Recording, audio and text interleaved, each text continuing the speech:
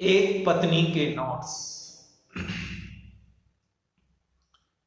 इस उपन्यास की कथा का अंतिम हिस्सा आज हमें देखना है।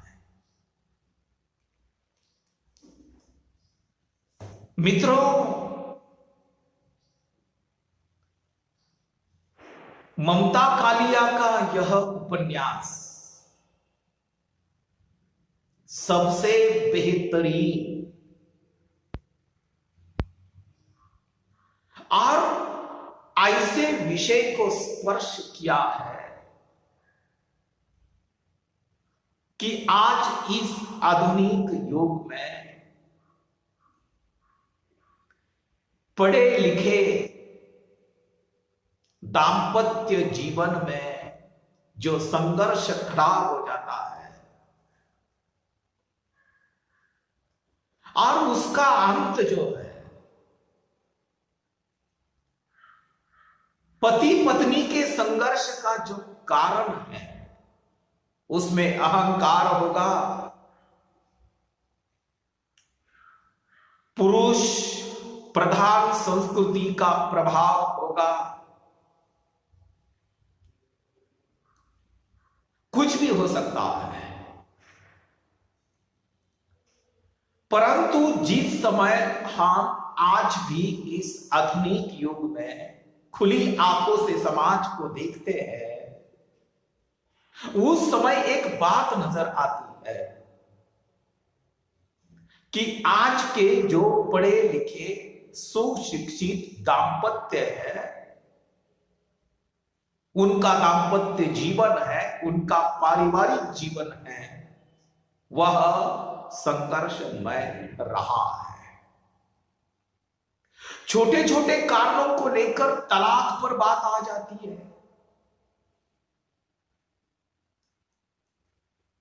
इस उपन्यास की नायिका कविता की मां 5-6 दिन हो गए, कविता की मां का देहांत हो गया। कविता अपने पिताजी के घर थी और आज कविता अपने स्वयं के घर में आई है। मां के गुजर जाने के कारण कविता बहुत दुखी है,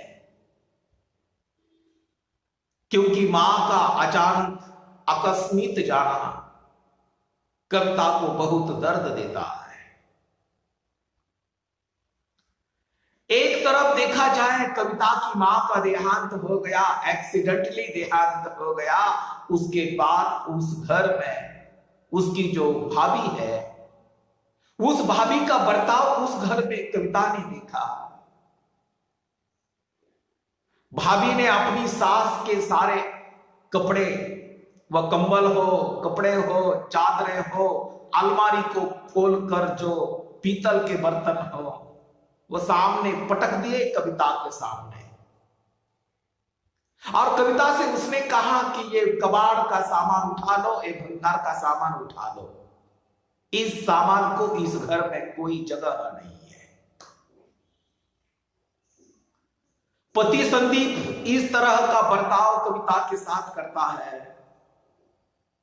मायके में, पिताजी के घर में भाभी इस तरह का बर्ताव कविता के साथ करती है। यानी चारों तरफ देखा जाए, कविता का जीना हराम हो जाता है। कविता अपनी पिताजी से कहती है कि पिताजी, मैं अपने घर जा रही हूं, चिंता नहीं करनी है, कॉलेज छूटने के बाद मैं रोज आपको मिलने के लिए आती रहूंगी। और कविता अपने घर चली आई। कविता जब अपने घर चली आई तो पलंग के नीचे कविता ने जो देखा, जो चित्र देखा, जो दृश्य देखा, शराब की बोतलें टूटी हुई थी, कांच के गिलास टूटे हुए थे, और वह सारा दृश्य एक कहानी सुना रहा था। बेडरूम में कविता सोहन के साथ खड़ी थी और झट से संदीप घर में आ गया और सोहन को अपनी पत्नी कविता के साथ बेडरूम में देखकर संदीप कविता से बोला, कविता जी आप आ गई, सोहन के लिए अच्छा ही हुआ। सोहन उनके घर का नौकर। जिस समय संदीप ने कविता से कहा कि सोहन के लिए अच्छा ही हुआ तुम आ गई, सोहन उसी क्षण रसोई घर की तरफ चला गया। कविता को समझ में नहीं आ रहा था कि संदीप को क्या जवाब दो। संदीप कविता से कहता है कि आप इतने दिन बिना सोहन के कैसे रही, कुछ जवाब दीजिए। मित्रों, मैं तो सोच रहा हूं कि इस उपन्यास का नायक संदीप कितना विकृत हो सकता है। विकृति की हद पार करने वाला ये इंसान है कि अपने घर का नौकर सोहन उसके पास खड़ी कविता को, पत्नी को देखा और वह शक करता है पत्नी पर और अपनी पत्नी से कहता है कि तुम इतने दिन सोहन के बिना कैसी रही, मुझे जवाब दीजिए। संदीप के इस शक से कविता का सर्वांग बर्फ जैसा हो गया, ठंडा हो गया उसका शरीर।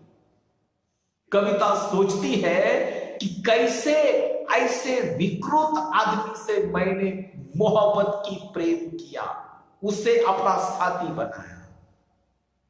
कविता ने सिर्फ उसे इतना ही कहा, संदीप मुझे लगता है तुम पूरे होश में नहीं हो। अरे मैं तुम्हारी केवल बीवी ही नहीं, हम दर्द भी हूं। यह सोहन बीच में कहां से आया? संदीप कविता से पूछता है, अरे यही तो मैं भी तुम्हें पूछ रहा हूं। 5 दिन मैंने तुम्हें हर लम्हा मिस किया। यानी संदीप अपनी पत्नी से कहता है कि 5 दिन हर लम्हा मैंने तुम्हें मिस किया, तुम्हारी यादों के साथ मैं सोया, तुम्हारे ख्यालों के साथ जागता रहा, पर आज लौटकर देखता हूं बेडरूम में तुम्हारे साथ सोहन है।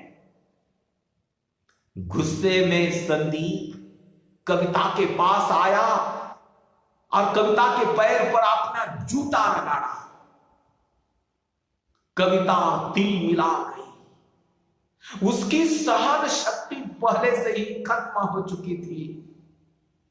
कविता ने अपनी स्लीपर उतारी और सैंडल पहने, पर्स कंधे पर लटकाया और भरे गले से बोली, रोती रोती बोली, मैं इतने बड़े सदमे से लौटी थी सिर्फ तुम्हारे लिए, और तुम्हारे पास मुझे देने के लिए सांत्वना के 2 बोल भी नहीं है। मैं जा रही हूं संदीप, मेरे पीछे मत आना बस। कविता गेट खोलकर पैदल अकेली बाहर चली गई। कविता को कुछ सूझ नहीं रहा था वह किधर जा रही है। वह रेलवे स्टेशन पर पहुंच गई। रेलवे स्टेशन पर जाते ही उसने दिल्ली का टिकट निकाला। रेलवे स्टेशन पर रेलगाड़ी खड़ी थी, वह रेलगाड़ी किधर जाती है, कहां जाने वाली है, उसे कोई पता नहीं। वह रेलगाड़ी के डिब्बे में चढ़ी। रेलगाड़ी के डिब्बे में बहुत भीड़ थी। वह दरवाजे के पास ही खड़ी रही। एक झटके से गाड़ी शुरू हो गई। कुछ छोटे छोटे रेलवे स्टेशन पार कर गाड़ी आगे सरक रही थी, आगे चली जा रही थी। गाड़ी बीच जंगल में आकर रुक गई।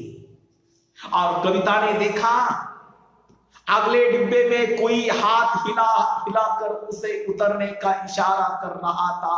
कविता ने देखा, कविता ने ठीक से देखा कि अगले डिब्बे के दरवाजे पर खतरनाक तरीके से लटका हुआ उसका पति संदीप उसे इशारा कर रहा था।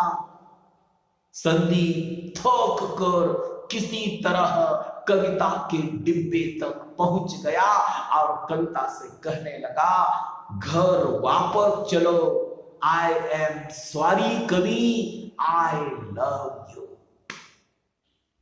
परंतु कविता को संदीप पर यकीन नहीं था, यानी भरोसा नहीं था। वह रेलगाड़ी के डिब्बे में दरवाजे पे शांत खड़ी थी। संदीप उसके पास खड़ा था और संदीप ने उसे कहा, तुम मुझ पर यकीन नहीं करती, तुम मुझ पर यकीन नहीं करती, तुम मुझ पर विश्वास नहीं करती। मैं आज तुम्हें जन्म भर के लिए यकीन दिलाता हूं, विश्वास दिलाता हूं। तुम्हारे बिना मैं लौटूंगा ही नहीं, मैं जाऊंगा ही नहीं। यहीं से छलांग लगा दूंगा, यहां से मैं कूदूंगा। ये देख, संदीप को रोकने से पहले ही संदीप चलती रेलगाड़ी से नीचे कूद गया। भयभीत कविता भी उसके साथ कूद गई। रेल पटरी के किनारे गिट्टियों के ढेर पर कविता पड़ी और सोच रही थी, क्या ऐसे पागल प्रेमी को सचमुच छोड़कर जिंदा रहा जा सकता है?